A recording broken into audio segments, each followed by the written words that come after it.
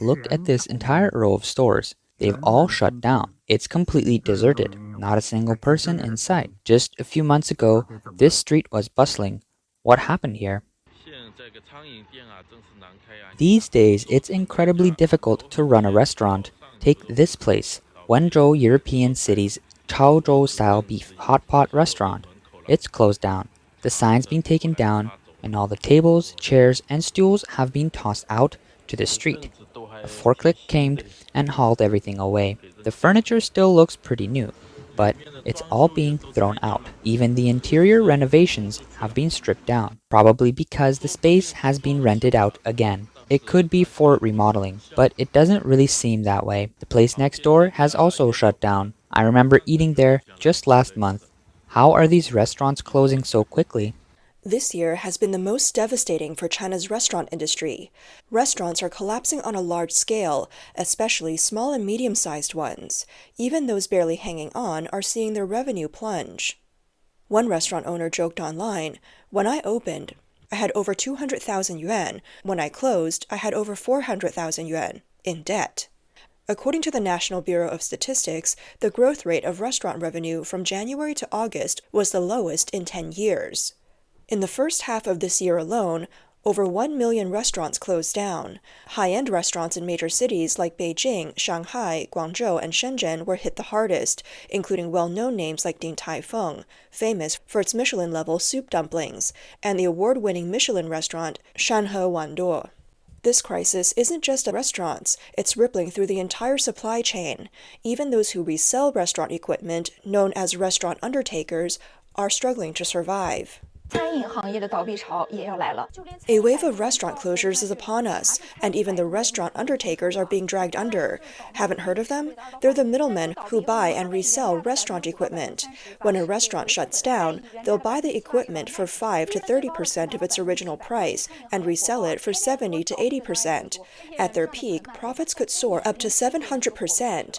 Back when the restaurant industry was booming, these middlemen made a fortune because new restaurants were always opening as others closed, but this year they can't sell what they bought. Equipment just piles up, leaving them no choice but to dismantle and scrap it. At the heart of it, the restaurant industry has had an incredibly bleak year. A blogger from Chaozhou, Guangdong, who has been in the restaurant business for years, recently commented that this year has seen the highest rate of restaurant closures he's ever encountered, with waves of shutdowns coming one after another. He said, "Even so, the streets are still full of restaurants. The real problem is that too many people with nothing else to do jump into this low-barrier industry. Even as one restaurant shuts down, another group steps in to take its place, creating a vicious cycle. Price wars become inevitable, and many can't survive." Take a look at this restaurant, Chuan Jude, the famous Beijing roast duck brand. Normally at this time of day, there'd be long lines of customers, but now it's completely empty, with doors shut tight. This street here, Dashilan, is one of Beijing's most well-known areas, mainly for shopping. And this nearby food street, Xianyuko, is supposed to be a hub for great eats. But as you can see, every shop is closed, and there's no sign of life. The financial loss is staggering, and there's no way around it. Over the past 3 years, Quanzhou's financial situation has deteriorated further, accumulating losses of 700 million yuan. Once a celebrated brand, it has now become little more than a photo backdrop for tourists, shunned by both locals and visitors. Its high prices and poor service have driven away even its most loyal customers. A single roast duck from Quanzhou costs as much as 4 or 5 ducks on a street vendor's menu, which often includes complimentary sides like green onions and pancakes. Customers, now more value-conscious in a slowing economy, are no longer willing to pay just for the brand. This shift is reflected in Quanzhou's financial reports. From 2020 to 2023, the company posted losses year after year. It wasn't until the first half of this year that they managed to scrape together just over 20 million yuan in net profit. But even that small profit didn't come from restaurant operations. It was largely due to investment returns and government subsidies. This means that for nearly 4 consecutive years, Quanzhou's core business has been losing money. It can no longer rely on its storied past and must depend on external financial support just to stay afloat. The reasons for this decline warrant serious reflection. In its heyday, Chuanzhude was a shining star in Beijing's restaurant scene. In the first half of 2001 alone, its revenue reached 300 million yuan, with over 100 million coming from its flagship location. These impressive numbers helped it to raise 380 million yuan in 2007. By 2012, it remained a leading brand, bolstered by its international fame after the 2008 Beijing Olympics. The government frequently hosted foreign dignitaries there, underscoring its popularity. Tourists and locals alike flocked to Chuanzhude for an authentic taste of Beijing roast duck. But by 2014, its reputation took a nosedive. Locals began avoiding it, and even tourists grew wary. The turning point was a single photo, a viral post of a Chuanzhude receipt. This image showed an astonishingly high bill, over 1,000 yuan, $138 for a meal that included 6 hot dishes, 1 roast duck, a few sides, and drinks.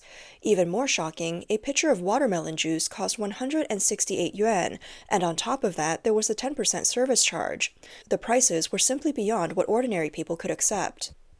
When the customer was present, the individual didn't want to make a scene, but couldn't swallow their frustration either, so they decided to share this outrageous bill online, hoping to warn others and help them avoid a similar experience. They felt a bit uneasy. After all, Chuanzhude is a national brand, and they worried their criticism might be met with skepticism from others. To their surprise, the post resonated with many who had similar experiences. People who had dined at Chuanzhude shared that the brand now symbolizes overpriced and mediocre food. A full roast duck set costs 258 yuan, and you still have to pay extra for dipping sauces and lotus leaf pancakes. Even a simple vegetable dish costs around 50 yuan, while meat dishes often exceed 100 yuan. A meal for 5 or 6 people can easily surpass 1,000, and might not even be filling. Such pricing left people shocked. At the same time, service quality has drastically declined. Diners complained about staff being careless and unwilling, splashing soup on customers without even offering an apology. Yet they still dared to charge a service fee for such poor treatment. The post sparked a wave of online criticism. However, Chuanzhude seemed indifferent, focusing instead on promoting its legacy as a century-old brand with imperial roots. They emphasized details like their 31-step process for preparing roast duck, but overlooked the fundamentals of a restaurant: affordable prices and excellent service. Meanwhile, its competitors have risen to prominence, winning over both locals and tourists with better value and superior service. As a result, Chuanzhude's inflated prices and lackluster service have turned it into what many now call a money pit. In late 2020, the company's general manager made a significant decision to win back customers, lowering menu prices by about 10% and eliminating the controversial service fee. Even their signature roast duck set was reduced from 258 yuan to 238 yuan. While this effort showed sincerity, the results were negligible. Over the next 4 years, the chain continued to incur losses, proving that price reductions alone weren't enough to regain customer trust. Chuanzhude struggled to understand why these measures failed. The reality is that Chuanzhude's issues aren't entirely its own doing. Customer preferences have shifted toward value for money, and even with price cuts, Chuanzhude's reputation for being overpriced and unappealing still alienates diners. Both locals and tourists now prefer smaller, highly rated establishments, finding them more attractive than big-name brands. Despite its efforts to revive its business, Chuanzhude seems to be on a path to decline. On the surface, its downfall appears to stem from uncompetitive pricing, mediocre taste, and flawed strategies. But there's another factor. Its 4 consecutive years of losses coincided with a period of economic downturn in China. In a sluggish dining market, even a brand as storied as Chuanzhude finds it hard to stay afloat. To draw back customers, restaurants need to offer not only great taste, but also low prices. As one person puts it, Chuanzhude, with 157 years of history, is sinking deeper into the pit of losses. Is it because people have stopped eating roast duck? No. In Beijing, Siji Minfu is thriving, with long lines outside their doors. Tianjin's Go Bu Li once charged 120 yuan for a basket of dumplings and 58 yuan for peanuts, and now its branches are closing one after another. Go Bu Li turned from unreachable to unwanted. Does that mean people don't eat dumplings anymore? Absolutely not. Just look at Hongji in Beijing's Niujie district, where lines stretch long even during off-peak hours. The same applies from Dong Laishun. While their branches see less than 70% capacity, places like Yangfang Hot Pot are always packed. The problem isn't that people can't afford roast duck, dumplings, or hot pot. It's just that they've stopped paying for brand premiums. People are returning to the basics, taste and value for money.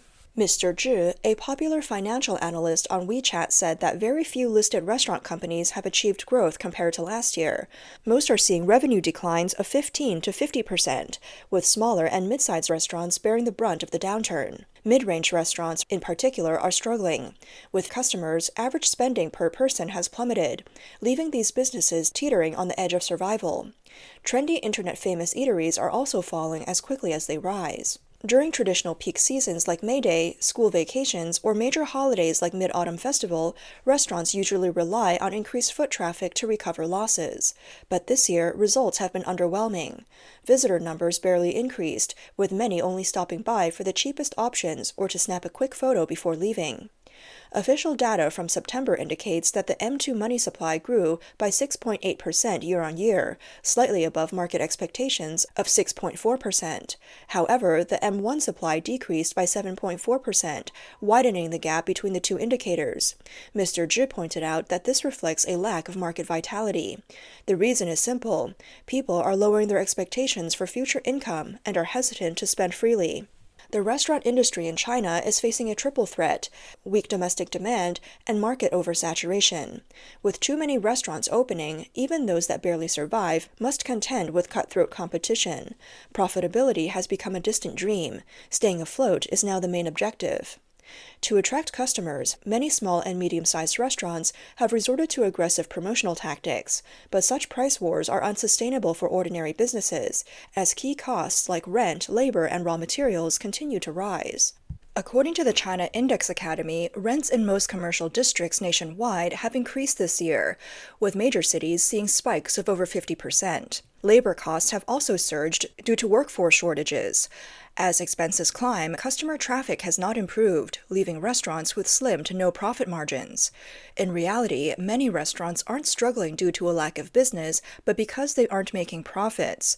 This is what officials refer to as increased revenue without increased profit.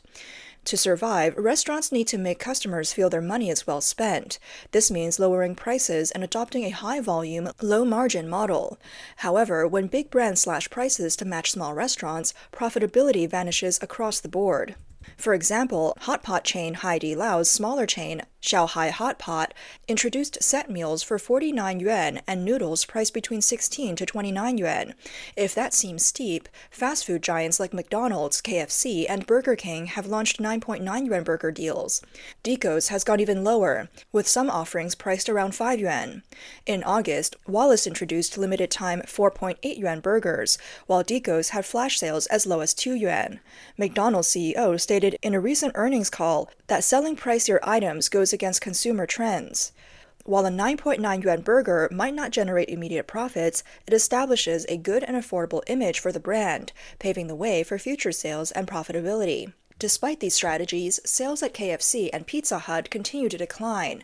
A report from Beijing's Statistics Bureau shows that profits for restaurants earning over 2 million yuan annually dropped by 88.8% in the first half of the year, with profit margins at just 0.37%. This means a 300 yuan meal yields about 1 yuan in net profit. Simply put, restaurants in Beijing are no longer profitable. Some may wonder how this profit margin is calculated. It accounts for expenses like rent, utilities, supplies, and labor, and is based on restaurant tax records. Meanwhile, the number of food delivery workers has increased by 49.7%. While restaurants struggle to make money, the demand for delivery jobs has soared, indicating fewer people are spending money while more are looking to earn it. This trend could lead to the paradoxical situation where takeout workers are everywhere, but no one is ordering takeout. A restaurant owner from Jiangsu, who has 16 years in the industry, recently shared her perspective. She said, "People think restaurants have good cash flow, but it's extremely tough. Revenue is hard to grow because people are reluctant to spend money. Current consumer spending is far lower than before." Our revenue is just slightly over half of what it used to be. Even though revenue has dropped, labor costs haven't decreased, making it hard to improve our performance. I used to buy luxury bags, but not anymore. It's as simple as that. The owner also highlighted how mentally draining the restaurant business is, with daily expenses being a constant source of stress. She said rent alone costs over 100,000 yuan a month. Labor costs are another 100,000. Utilities add up to more than 200,000 a month. Every morning, I wake up with a sense of dread, wondering if anyone will come to eat today. I'm always in a state of anxiety. Chairman of Beijing Nanchengxiang Restaurant Company, Wang Guoyu, stated that prices are dropping, profits are falling, and peak seasons are no longer profitable. The winter season is becoming increasingly difficult. Don't assume that better days are ahead. Things will only get harder, and it's unlikely the situation will improve in a few years.